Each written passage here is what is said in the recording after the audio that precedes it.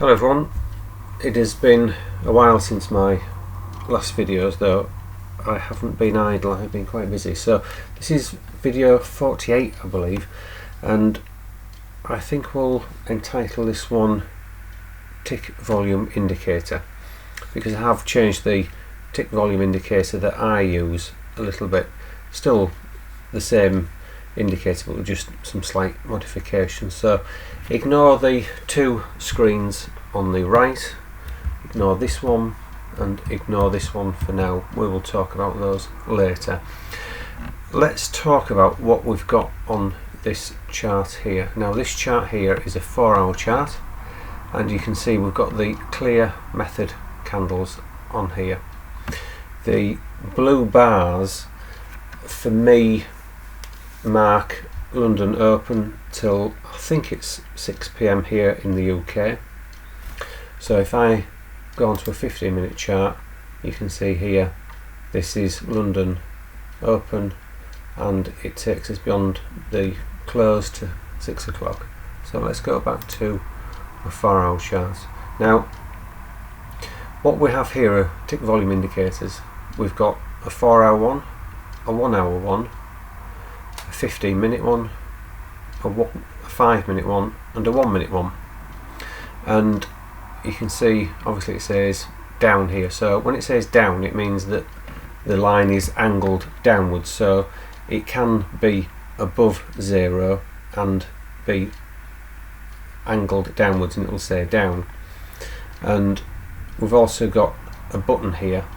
If I turn the button on and off, I'll get an alert when the tick volume indicator, the tick volume line crosses 0. Now if you notice, there are no histogram bars here, I've removed those.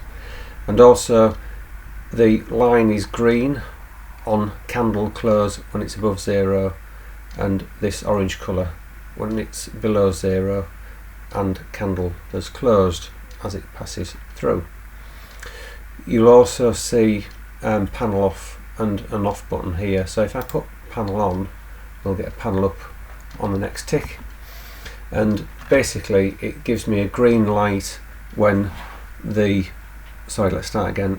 gives me a red light when the tick volume line is below 0 and it is pointing downwards, and I'll get a green light when it's above 0 and it says up here.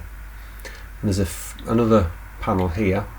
If that lights up and I activate my alarm system here, if that lights up, if it lights up red, then all of these panels will be red. If it lights up green, it means that all these panels here will be green. So it's almost like a synchronization, isn't it? So let's just turn that off for now.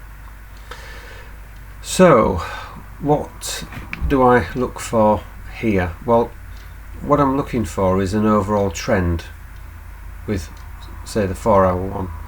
Obviously we have to identify a potential currency pair to trade, and once we have them we can use this, and it's a very simple system.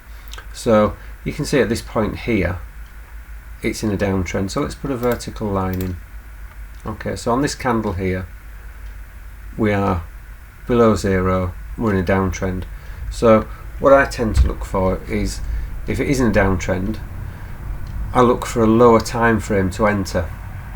But one thing you must do is look for key areas of support and resistance on the chart, because what you don't want to do is enter into a trade where you suddenly run into a key area. I mean, the one that sort of jumps out at the moment is here. There's one here, and if we put a line across here, you can see there are various points around here, here. These are areas obviously of support. Okay, let me just minimise that chart across here again.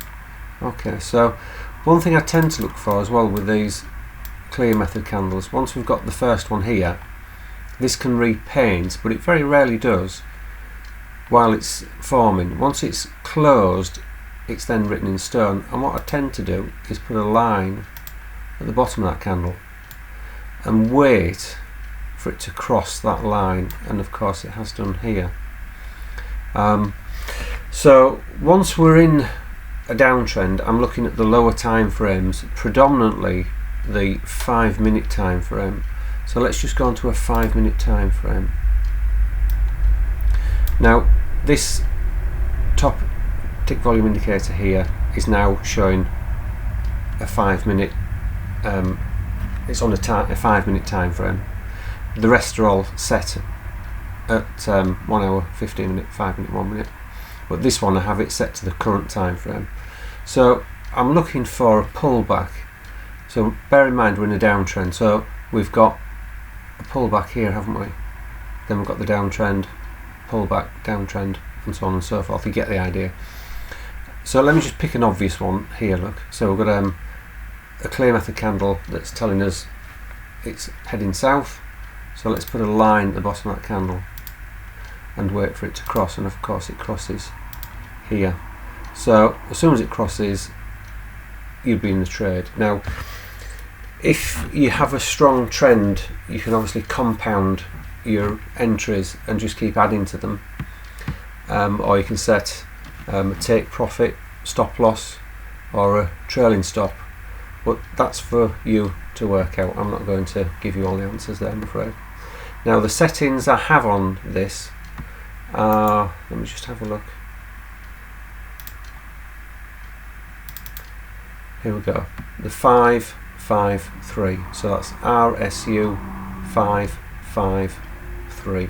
Okay, and I think in another video we're going to talk about how do we find a potential pair to trade. Okay, well, signing off for now and wait for the next one.